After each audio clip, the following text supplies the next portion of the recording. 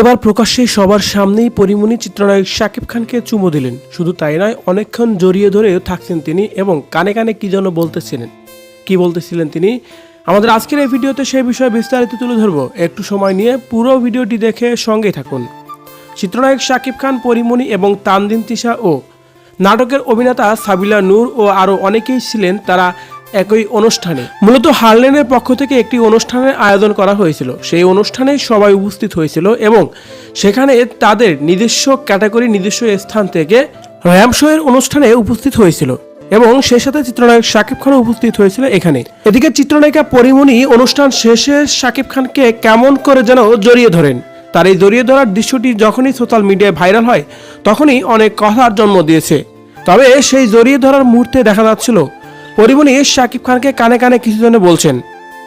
শুধু তাই নয়, শাকিব খানকে জড়িয়ে ধরে যেন আবেগে আপ্লুত হয়ে পড়েন চিত্রনায়িকা পরীমনি।